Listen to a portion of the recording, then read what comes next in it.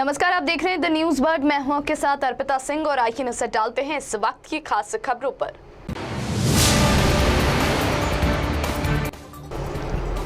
दो दिवसीय संभाग स्तरीय मारवाड़ युवा महोत्सव का समापन हुआ। आरसीए अध्यक्ष वैभव गहलोत मुख्य अतिथि के रूप में रहे मौजूद। कोटा के कोचिंग संस्थान में नीट की तैयारी करने आई 16 वर्षीय नाबालिग ने दिया बच्चे को जन्म। जोधपुर के घोड़ों का चौक में दो ज्वेलरी दुकानों पर चोरी करते हुए 1 किलो गोल्ड पर चोरों ने किया हादसा। पावटा सरकारी हॉस्पिटल में दो महिला कर्मचारी ने एक दूसरे की जमकर पिटाई की। लड़ाई का सीसीटीवी वीडियो आया सामने। और अब खबरें विस्तार से। राजस्थान युवा बोर्ड, युवा मामले एवं खेल विभाग, राजस्थान सरकार तथा जोधपुर संभाग एवं जोधपुर जिला प्रशासन के संयुक्त तत्वावधान में डॉक्टर एसएन मेडिकल कॉलेज के सभागार में आयोजित 2 दिवसीय संभाग स्तरीय मारवाड़ युवा महोत्सव का आज समापन हुआ। समापन समारोह में आरसीए के अध्यक्ष वैभव गहलोत मुख्य अतिथि के रूप में मौजूद थे। वहीं राजस्थान युवा बोर्ड के अध्यक्ष सीताराम लांपा ने कार्यक्रम की अध्यक्षता की। कार्यक्रम में संभाग के विभिन्न जिलों से आए कलाकारों ने बेहतरीन सांस्कृतिक कार्यक्रमों की प्रस्तुतियां भी दी। तो वहीं 2 दिवसीय शिविर में उत्कृष्ट प्रदर्शन करने वाले कलाकारों को प्रशस्ति पत्र देकर सम्मानित किया गया। इस अवसर पर आरसीए अध्यक्ष वैभव गहलोत ने बेहतरीन आयोजन के लिए राजस्थान युवा बोर्ड का आभार व्यक्त किया।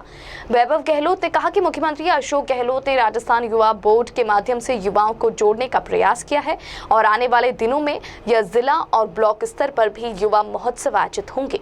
विभिन्न कार्यक्रम यहाँ पे आयोजित किए गए, फिर चाहे सामूहिक लोक नृत्य का आयोजन हुआ, चित्रकला का आयोजन हुआ, यहाँ पे विभिन्न तरह के नाटकों का आयोजन हुआ, शास्त्रीय गायन का मौका दिया गया युवाओं को, सामूहिक लोक गायन का मौका दिया गया और साथ ही साथ राजस्थान सरकार की जन कल्याणकारी योजनाओं के ऊपर प्रदर्शनी लगाई गई।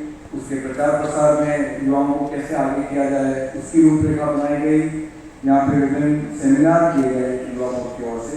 मेरा मानना है कि इन 2 दिवस में आप सब लोगों को इन तमाम विभिन्न आयोजनों में जो आप लोगों ने सम्मिलित हुए आप लोग, उससे निश्चित तौर पे आप लोग जरूर अपने अपने क्षेत्र में, अपने अपने कार्य क्षेत्र में, अपने अपने स्कूल कॉलेजेस में इन कार्यक्रमों को और भी आगे अच्छे से रूपरेखा बना के आगे बढ़ाएंगे।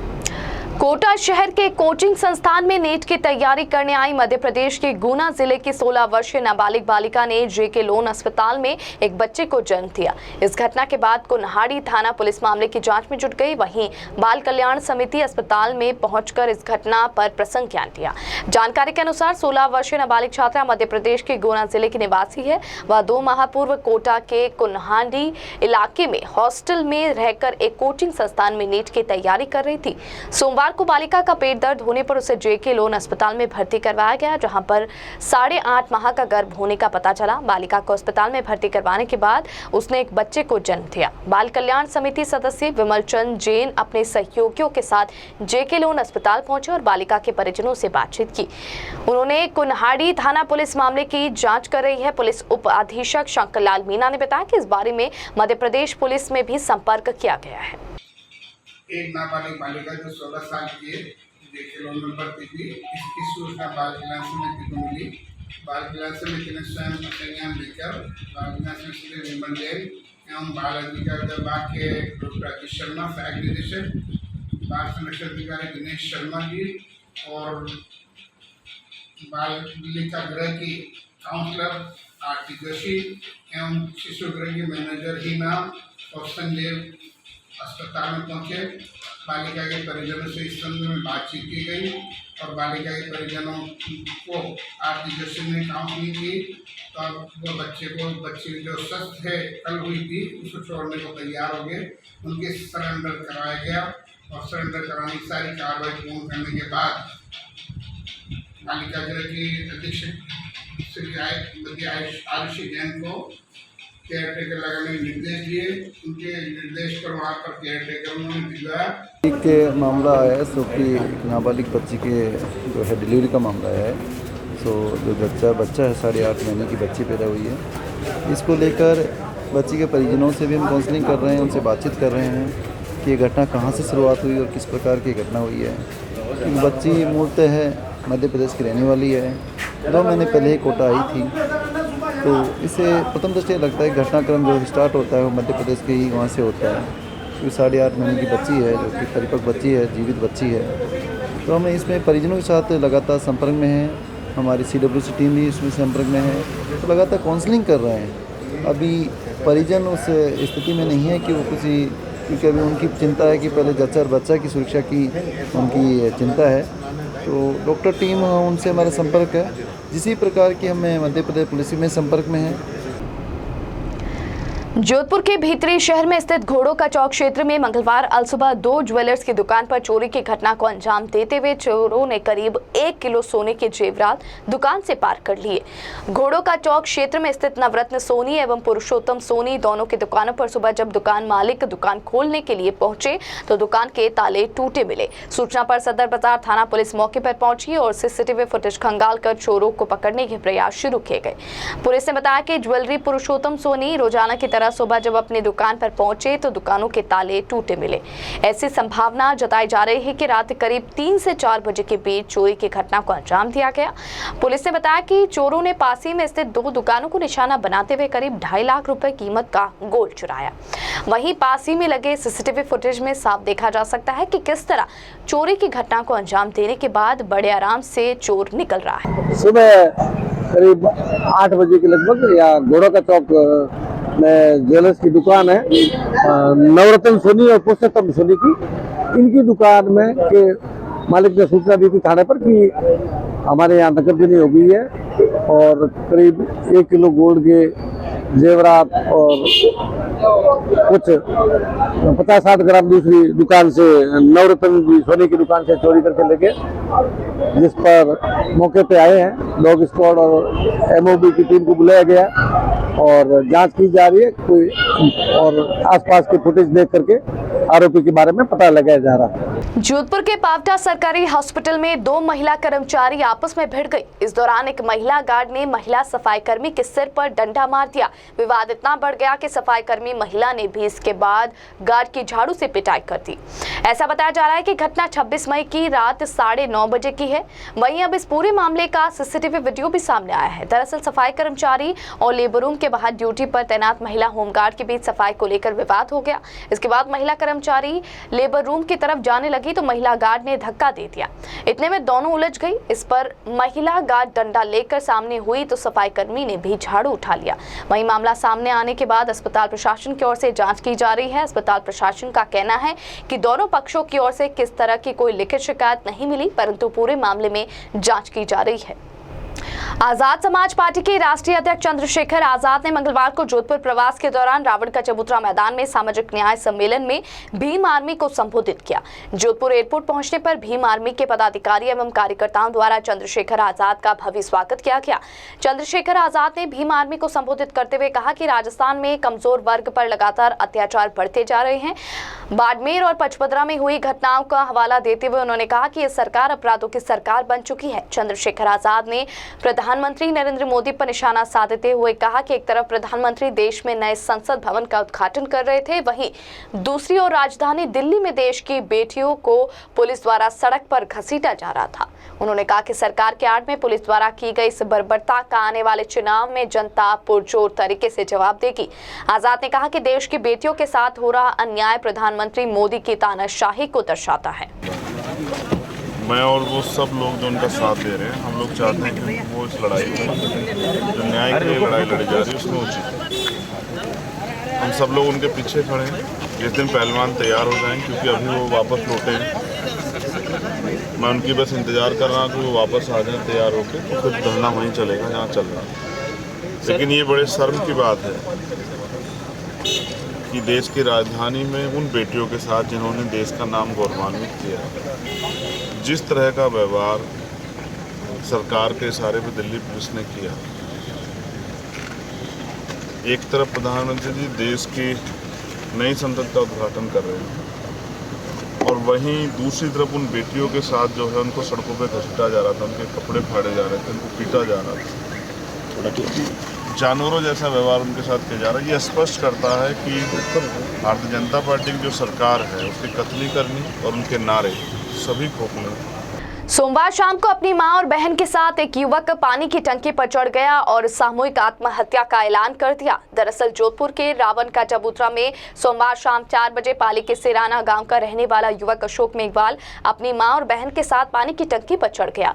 युवक ने कहा कि उसकी बहन और मां के साथ 2 साल पहले जब इन विवाद को लेकर मारपीट की गई थी। उसने आरोप लगाया कि पूरे मामले में पुलिस ठीक से जाँच नहीं कर रही। आरोपियों के नाम निकाल दिए गए और उससे व उसके गवाहों को भी आरोपी बना दिया गया। पाली के सिराना गांव में उसकी जमीन पर कुछ लोग कब्जा करके बैठे हैं।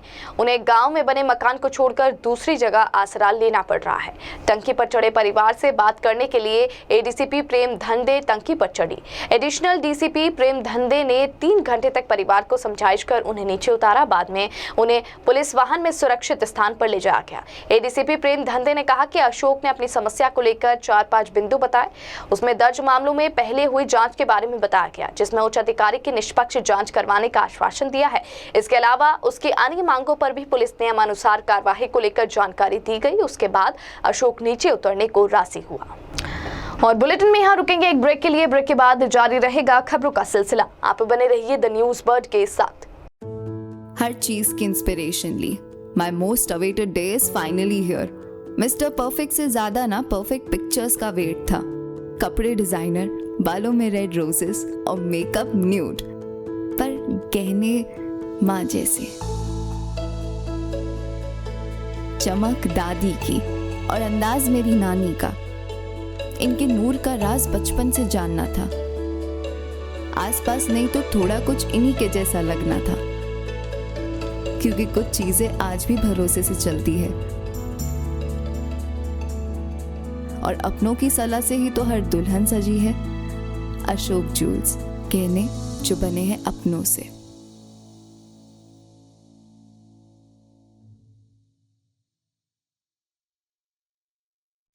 पश्चिमी राजस्थान में पावर की सभी समस्याओं के समाधान उपलब्ध करवाते हुए आभा जेनसेट 2 दशकों से diesel generator, transformer, electric panels एवं पावर कंसल्टेंसी की उत्कृष्ट विश्वसनीय सेवाओं के क्षेत्र में कार्यरत है। 2000 से ज्यादा schools, hospital, factories, industry, petrol pump, complex, carnival में सफल इंस्टॉलेशन। आभा जेनसेट 2000 से ज्यादा संतुष्ट कस्टमर्स का परिवार है। साथ ही पश्चिमी राजस्थान का सबसे ज्यादा बिकने वाला जनरेटर आभा जनरेटर। वोकल के लिए लोकल बने। आज ही संपर्क करें 9414195017 पर या 9829063200 पर। जय श्री कृष्णा, जय श्री गुरु महाराज। आज के इस आधुनिक युग में पावर की सप्लाई एक महत्वपूर्ण चीज हो गई है। जमाना इन्वर्टर और बैटरी से हटके कंटिन्यूस पावर पे आ गया है। हमारा जो एक्सपीरियंस पिछले 20 सालों से रहा है और टोटल कंपनी के 30 सालों का जो जनरेटर का एक्सपीरियंस है, उसी को देखते हुए अब हमारे पास 2 kVA से लेकर 2500 kV तक के जनरेटर उपलब्ध हैं। किसी भी को साइलेंट जनरेटर की आवश्यकता हो, किसी तरह का पावर कट हो, कंटिन्यूस रेटिंग के लिए जनरेटर की रिक्वायरमेंट हो, तो आप हमसे संपर्क कर सकते हैं। अब हम जोधपुर कॉर्पोरेट ऑफिस से जयपुर में जनरेटर बनाने की फैक्ट्री का उद्घाटन कर दिया है और पिछले 6 महीनों से हम कस्टमाइज जनरेटर सेट्स बना रहे हैं। जिसको जैसी रिक्वायरमेंट है उसको उसी तरह का जनरेटर बना के देते हैं। जो सहयोग पिछले 30 सालों से पश्चिमी राजस्थान का रहा है, उसी सहयोग के आधार पे हमने जनरेटर का कार्य मैन्युफैक्चरिंग का चालू किया है। हमारे पास सभी साइज के जनरेटर उपलब्ध हैं। उसके साथ कंट्रोल पैनल और सोलर का भी हम काम करते हैं। ट्रांसफार्मर, किसी भी तरह की पावर की आवश्यकता हो, आप हमसे संपर्क कर सकते हैं। जनरेटर के क्षेत्र में हमारे पास सभी तरह के साइज उपलब्ध है। हमारी कंपनी जो लीड डॉक्टर आभा बोरा कर रही हैं। हमारे पास ट्रेन इंजीनियरों की पूरी टीम है एवं उस टीम के साथ 30% का महिला रिजर्वेशन भी है और हर तरह की सेल्स और सर्विस हम प्रोवाइड कराते हैं। हम एस्कॉर्ट्स के ऑथराइज OEM हैं। आपको किसी भी तरह की रिक्वायरमेंट हो तो जरूर संपर्क करें। जोधपुर शहर में बेहतरीन चिकित्सा सुविधाओं से युक्त एवं मरीजों का विश्वास Daukiya hospital, a multi speciality centre. Chiranjeevi, RGH, CGHS, ECHS जैसी सरकारी योजनाओं के तहत निशुल्क ऑपरेशन व इलाज, हृदय रोग, स्त्री रोग, शिशु रोग, प्लास्टिक सर्जरी एवं दंत रोग, न्यूरोलॉजी एवं न्यूरो सर्जरी जैसे विशेष चिकित्सा सुविधाओं के लिए उपलब्ध है डाउकिया हॉस्पिटल। 24/7 आपातकालीन सुविधाएं, trauma centre, dialysis, cath lab, CT scan, ICU, CCU, NICU, यह सभी अब संभव है एक ही छत के नीचे। डाउकिया hospital multi speciality centre, Pratapnagar toll office के सामने, सुरसागर रोड, प्रतापनगर, जोधपुर। अधिक जानकारी के लिए संपर्क करें 02912750 7340031491। अब चाहे शादी समारोह हो या कोई अन्य कार्यक्रम, बच्चों और बड़ों के लिए कपड़े खरीदना हो या मेंस एथनिक वियर, यह सब हुआ बहुत ही आसान, क्योंकि रामसन्स उपलब्ध करवाता है कपड़ों की वाइड रेंज, जहां आपको मिलते हैं kurta pyjama, shooting and shirting, formals wear. 1995 से जोधपुर वासियों का एकमात्र विश्वास रामसन्स। तो आज ही आइए रामसन्स और दीजिए खुद को नई स्टाइल। रामसन्स, चांसा तकिया रोड, जोधपुर। जब कोई मंगल प्रसंग हो या मांगलिक कार्य हो, जुबान पर एक ही नाम आता है, सुनैना इवेंट मैनेजमेंट। हम लाए हैं आपके बजट के अनुसार आपकी शादी को यादगार बनाने की संपूर्ण व्यवस्था को सुव्यवस्थित रूप से 23 वर्षों का अनुभव और उसके साथ इवेंट फाइनेंस सुविधा भी उपलब्ध। अब आपके घर में सगाई, शादी, बर्थडे पार्टी जैसे किसी भी इवेंट को खूबसूरत बनाने के लिए आपके बीच है सुनैना इवेंट मैनेजमेंट। अब आपके इवेंट को खूबसूरत बनाने से लेकर खाने तक की जिम्मेदारी है हमारी, क्योंकि सुनैना इवेंट मैनेजमेंट और प्रिया एंटरप्राइजेस लेकर आए हैं सगाई से विदाई तक सारी सुव्यवस्थित सेवाएं। सुनैना इवेंट मैनेजमेंट, शादी आपकी, टेंशन हमारी। Wedding planner and birthday party specialist. Head office Nainchi park, मामड़ियों की घाटी के पास, Jodhpur. Branch office Chaupasni housing board, 17 भट्टी की बावड़ी, जोधपुर। अधिक जानकारी के लिए संपर्क करें 9682656726, 9314722491। भारत को पूर्णतः स्वच्छ एवं निर्मल देखना गांधी जी का सपना था। उनके सपने को साकार कर रहे हैं हमारे प्रधानमंत्री नरेंद्र मोदी स्वच्छ भारत अभियान के माध्यम से, और हमारे जोधपुर शहर में इस अभियान का नेतृत्व कर रही है नगर निगम जोधपुर दक्षिण महापौर वनिता सेठ। अब यह जिम्मेदारी हमारी है।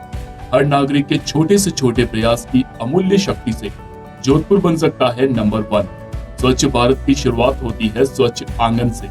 तो चलिए हमारे आंगन, हमारे जोधपुर को पूर्णतः स्वच्छ बनाने का प्रयास करें। जोधपुर शहर को स्वच्छ बनाए रखने के लिए निम्न बातों का ध्यान रखें। कूड़ा कचरा कूड़ेदान में ही डालें। कूड़े के ढेर से भूमि, वायु और जल प्रदूषण होता है। हरा भरा परिवेश सुंदर दिखता है और प्रदूषण को कम करता है। हमारे आसपास गंदगी के नुकसान हमें ही है, इसलिए अपने आसपास साफ सफाई रखें, खुशहाल और स्वस्थ जीवन जिए। सार्वजनिक स्थानों पर गंदगी ना करें। आपको देखकर बच्चे भी सीखते हैं, इसलिए अगर आप स्वच्छता को महत्व देंगे तो बच्चे भी आपसे सीखेंगे। स्वच्छता सर्वेक्षण पोर्टल नगर निगम जोधपुर दक्षिण स्वच्छता एवं वातावरण की सुरक्षा हेतु प्रतिबद्ध है। स्वच्छता ऐप पर आप निम्न माध्यम से सिटीजन फीडबैक देकर जोधपुर को बना सकते हैं नंबर 1। अब जोधपुर को स्वच्छ बनाने का सपना है हर जोधपुर वासी का, क्योंकि हमारा शहर है हमारी पहचान। स्वच्छ जोधपुर, सुरक्षित जोधपुर। नगर निगम जोधपुर दक्षिण द्वारा जनहित में जारी। ब्रेक के बाद बुलेटिन में आपका स्वागत है। भारतीय किसान यूनियन टिकैत जोधपुर द्वारा मंगलवार को जिला कलेक्टर को प्रधानमंत्री नरेंद्र मोदी, राष्ट्रपति द्रौपदी मुर्मू, मुख्यमंत्री अशोक गहलोत एवं केंद्रीय जल शक्ति मंत्री गजेंद्र सिंह शेखावत के नाम ज्ञापन सौंपा गया। भारतीय किसान यूनियन के अध्यक्ष भंवरलाल साई ने बताया कि पश्चिमी राजस्थान के अधिकांश गाँवों में जल की समस्या प्रबल समस्या है। इसी संबंध में ज्ञापन सौंपकर मांग की गई कि नर्मदा का पानी पश्चिमी राजस्थान के घरों तक पहुँचाया जाए, साथ ही सिंधु नदी परियोजना बनाकर उचित पेयजल की व्यवस्था की जाए। भंवरलाल साई ने बताया कि प्रधानमंत्री की हर घर नल योजना पूरी तरह से विफल योजना है, क्योंकि पश्चिमी राजस्थान के अधिकांश हिस्सों में पानी ही नहीं होने के कारण हर घर नल योजना के तहत पानी नहीं पहुंच पा रहा है। उन्होंने बताया कि ज्ञापन सौंपकर केंद्रीय जल शक्ति मंत्री से मांग की गई कि उचित पेयजल की व्यवस्था कर पश्चिमी राजस्थान के जोधपुर, बाड़मेर, जालोर, पाली जैसे जिलों में हर घर पानी पहुंचाया जाए। उन्होंने बताया कि ज्ञापन सौंपने के बाद भी यदि उनकी मांगे नहीं मानी गई तो भारतीय किसान यूनियन द्वारा जल क्रांति आंदोलन के तहत गांव-गांव, ढाणी-ढाणी तक ये आंदोलन पहुंचाकर उग्र आंदोलन किया जाएगा। आज हमने भारतीय किसान यूनियन टिकैत संगठन से कलेक्टर साहब के माध्यम से नरेंद्र मोदी जी,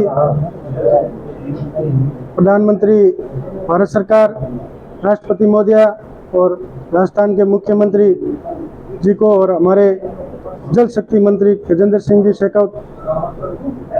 जी को ये ज्ञापन दिया है कि पश्चिमी राजस्थान के अंदर निम्न परियोजनाएं हैं जो नर्मदा का पानी लाया जाए, सिंधु नदी का जो जल बंटवारा था उसको उसके ऊपर कोई परियोजना बना के राजस्थान को अतिरिक्त पानी आवंटित किया जाए, और शारदा लिंक परियोजना यमुना जो है उसको आगे बढ़ा करके पश्चिमी राजस्थान के जोधपुर, बाड़मेर, जालोर, पाली इन जिलों को सिंचाई का हर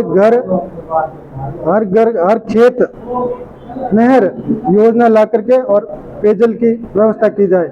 और मैं अपने जो भारत सरकार की जो योजना चल रही है हर घर नल योजना, जो कि अपने पश्चिमी राजस्थान के अंदर पानी की पर्याप्त मात्रा नहीं होने के कारण ये बिल्कुल विफल योजना है। इसके लिए हमने माननीय जल शक्ति मंत्री जी को ये ज्ञापन दिया है कि आप हमारे लिए पर्याप्त पानी ला करके इस योजना को, जब तक पीछे से पर्याप्त पानी नहीं आएगा पीने का, तब तक ये योजना आपकी पश्चिमी राजस्थान के अंदर फेल साबित होगी। आगे क्या रहेगा आपका इस आंदोलन? आगे हमने मंत्री जी को ये ज्ञापन वगैरह इसके दे करके उनसे बातचीत करेंगे, उनकी क्या रणनीति चल रही है, क्या पश्चिमी राजस्थान के लिए और राजस्थान के लिए वो केंद्र सरकार से क्या करवा रहे हैं, बातचीत करके, और अगर इस मुद्दों पे अगर हमारा काम नहीं होगा तो हम इन मुद्दों को गांव-गांव, ढाणी-ढाणी शहर में ले जा करके और एक बहुत ही बड़ा आंदोलन करेंगे जिसका नाम होगा जल क्रांति आंदोलन। जोधपुर में हर महीने की 30 तारीख को आयोजित होने वाले निःशुल्क मिर्गी उपचार शिविर का 297वां शिविर मंगलवार को शास्त्रीनगर स्थित लॉयंस क्लब में आयोजित किया गया। वरिष्ठ न्यूरो सर्जन एवं आयोजनकर्ता डॉक्टर नकेंद्र शर्मा ने बताया कि मंगलवार को आयोजित हुए विशाल निःशुल्क मिर्गी रोग उपचार शिविर में करीब 300 मरीज लाभान्वित हुए। उन्होंने बताया कि हमारे द्वारा पिछले 24 वर्षों में यह शिविर लगातार आयोजित किया जा रहा है, जिसके तहत अभी तक 1,15,000 मरीजों के मिर्गी रोग का उपचार किया जा चुका है। डॉक्टर नकेंद्र शर्मा ने बताया कि निःशुल्क मिर्गी रोग उपचार शिविर में आने वाले सर्वप्रथम मरीज को जंजीरों में जकड़कर लाया जाता था। ऐसा बताया जा रहा है कि उनके ऊपर कोई भूत प्रेत का साया है, परंतु शिविर के दौरान उनका सफल उपचार किया गया और वह आज सौराष्ट्र में नमक उद्योग में कार्यरत है। डॉक्टर शर्मा ने बताया कि एक सफर उम्मीद का नामक इस मिशन में कई लोगों का सहयोग रहता है। वहीं मिर्गी रोग के बारे में जनता को जागरूक करने के उद्देश्य से अभी तक 2 पुस्तकें निःशुल्क आमजन में बांटी गई। जिस तरह से हमारे निःशुल्क मिर्गी शिविर आयोजित देते हैं, आज हमारा 297वां मिर्गी शिविर आयोजित होने जा रहा है, यानी 24 साल और 6 महीने हमारे आज पूरे हो गए हैं। हर बार करीबन 250 से 300 मरीज हमारे पास यहाँ आते हैं, जिनको हम निःशुल्क दवा और निःशुल्क उनका परीक्षण करते हैं। अभी तक इस कैंप में हमारे पास 1,15,000 मरीज आ चुके हैं, जिनमें से 8,000 मरीज हमारे एकदम से स्वस्थ हो चुके हैं। बहुत सारी माताएं जिनको ये प्रॉब्लम थी कि, और जिनको हिदायत दी गई थी कि यदि आपने कंसीव किया या बच्चा पैदा करने की कोशिश की तो आपको या बच्चे को खतरा पैदा हो जाएगा। आज मैं प्राउडली कह सकता हूँ कि 8,000 माताएं मातृत्व सुख प्राप्त कर रही हैं। 1200 बच्चे अपने स्कूलों में जाकर के अपना सुख, और बड़े खुशी की बात है कि हमारे मिर्गी कैंप में इलाज लेकर के 2 बच्चे पटवारी की परीक्षा में, 2 बच्चे 3rd ग्रेड टीचर में सेलेक्ट होकर के आज अपना जीवन यापन कर रहे हैं। सबसे पहला मरीज जो इस कैंप में आया था पोकर राम, जिसको जंजीरों में जकड़ के यहाँ लाया गया था और ये कहा गया था कि इसमें भूत प्रेत और बुरी आत्माओं का साया है। आज पोकर राम पूरा ठीक होकर के सौराष्ट्र में नमक उद्योग में काम कर रहा है और 2 बच्चों का पिता है और अपनी पूरी जिंदगी आराम से जी रहा है। यानी बहुत सारे हमारे यहाँ जो मरीज बैठे हैं जो ठीक हो रहे हैं। ये हमारा कैंप लगातार, जिसका नाम हमने एक मिशन उम्मीद का, एक सफर उम्मीद का दिया है, ये लगातार चल रहा है और 24 साल 6 महीने पूरे होने जा रहे हैं और उम्मीद करते हैं कि इस मिशन चलता रहे और लाखों मरीज जो हमारे मिर्गी के हैं इनमें हिंदी में मिर्गी रोग को समझ सके, क्योंकि हिंदी में कोई पुस्तक अवेलेबल नहीं है। हमने एक हिंदी में पुस्तक लिखी, 2 पुस्तकें लिखी जिनको मेरे को निःशुल्क बांटी, इन्होंने पढ़ा और आपने देखा कि हमारा एक पेशेंट आपके सामने खड़ा है जो पूरी तरह ठीक होकर के अब ये हमारा ग्राम सेवक बन गया है। गांव गांव घूम घूम के मरीज जितने भी होते हैं उनको ढूंढ करके लाता है। और अभी इसने कहा कि मैंने नया अभियान चालू किया है कि बीड़ी छोड़ोगे तो 500 रुपये दूंगा और शराब छोड़ोगे तो 1000 रुपये दूंगा।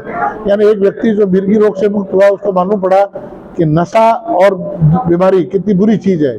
मैं हमारे इस मरीज के क्या नाम है, जग्गाराम को मैं बहुत बहुत धन्यवाद देता हूँ कि हर महीने हमारे लिए मरीज ढूंढ के लाता है और गांव-गांव में नशा छोड़ो प्रचार कर रहा है। इससे बड़ी ग्राम सेवा को सेवक कोई भी मिल सकता है।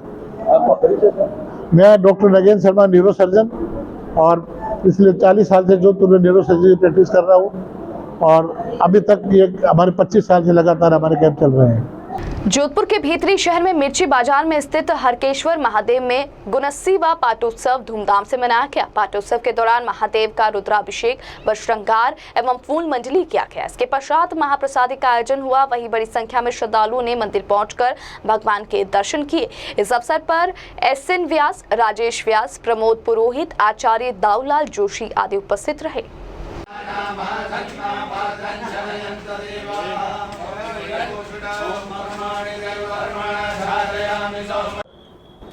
आज हरकेश्वर महादेव का 79वां पाटोत्सव धूमधाम के साथ मनाया गया। सभी मोहल्ला वासियों ने मंदिर की इस पाटोत्सव में भाग लिया। रुद्राभिषेक के द्वारा महादेव का अभिषेक किया गया। 21 पंडितों के द्वारा रुद्राभिषेक किया गया। शाम को प्रसादी का वितरण किया जाएगा। सभी भक्तों से अनुरोध है कि वो पधारें और महादेव का दर्शन करें। जय शंकर, हर हर महादेव, हरकेश्वर महादेव की जय। मैं श्री नारायण व्यास, पुत्र उदयराज जी व्यास, शतानी व्यास, शतानियों की इस बड़ी गली में आप सभी भक्तजनों का हार्दिक अभिनंदन करता हूं। देश में एक ऐसा संगठन है जो मिशन कन्यादान के तहत अभी तक 92 कन्याओं का कन्यादान करवा दिया गया है। ऐसा ही एक जरूरतमंद बावरी समाज का परिवार जो कि जोधपुर के सांगरिया में रहता है, उसकी 2 कन्याओं का कन्यादान इस संगठन ने करवाया है। इस दौरान संपूर्ण रूप से खाने खर्चे से लेकर समस्त पलंग, अलमारी, कूलर, पंखे, टेबल, कुर्सी सहित पूरी शादी का संपूर्ण खर्चा श्री ओम बना टाइगर फोर्स विकास कमेटी द्वारा वहन किया गया। उन कन्याओं के भाई बनकर, मामा बनकर कार्यकर्ताओं ने संपूर्ण रस्म अदा की। दरअसल उन कन्याओं के भाई की एक हादसे में रीढ़ की हड्डी फ्रैक्चर हो गई, जिससे वह खड़ा नहीं हो सकता है। संगठन के संस्थापक माधो सिंह उदट और उनकी पूरी टीम का पूरे परिवार ने आभार व्यक्त किया। जोधपुर शहर मंगलवार को भी पूरे दिन फिर से मौसम विभाग की ओर से जारी ऑरेंज अलर्ट पर रहा। मंगलवार अलसुबह भी तूफानी बारिश का दौर शुरू हो गया। पाकिस्तान के सिंध प्रांत में बने सिस्टम से फिर मौसम बदलेगा और 70 से 80 किलोमीटर की रफ्तार के साथ हवाएं चलने की संभावना जताई जा रही है। मौसम विभाग की ओर से जोधपुर जिले में 4 दिन का विशेष ऑरेंज अलर्ट जारी किया गया था, जिसके चलते मंगलवार अलसुबह जोधपुर शहर सहित आसपास के गाँव में तेज हवाओं के साथ बारिश हुई। जोधपुर शहर और आसपास के गांव में मंगलवार अलसुबह करीब 4:30 बजे बारिश का दौर शुरू हुआ। 50 किलोमीटर से ज्यादा की रफ्तार से हवाओं के साथ बारिश ने नींद में सो रहे लोगों को बेचैन कर दिया। करीब 1 घंटे तक तेज बारिश का दौर चला। इसके बाद रुक रुक कर बारिश होती रही। शहर में लगातार बादल और बरसात के मौसम के कारण अधिकतम तापमान 42 डिग्री से गिरकर 32 डिग्री सेल्सियस पर पहुंच गया है। मौसम विभाग की माने तो अगले 3-4 दिन इसी प्रकार बादल और बारिश का मौसम रहेगा। 5 जून के बाद हालात सामान्य होते नजर आएंगे। और अंत में एक बार फिर नजर बुलेटिन की खास खबरों पर।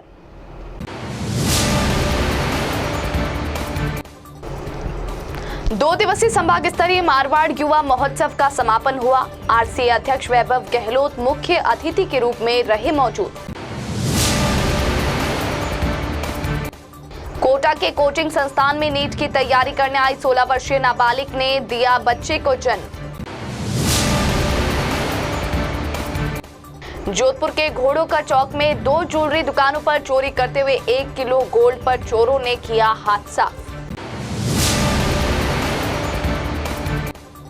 पावटा सरकारी हॉस्पिटल में 2 महिला कर्मचारी ने एक दूसरे की जमकर पिटाई की। लड़ाई का सीसीटीवी वीडियो आया सामने। इस बुलेटिन में फिलहाल के लिए इतना ही और खबरों को जानने के लिए आप बने रहिए द न्यूज़ बर्ड के साथ। तब तक के लिए मुझे दीजिए इजाजत। नमस्कार।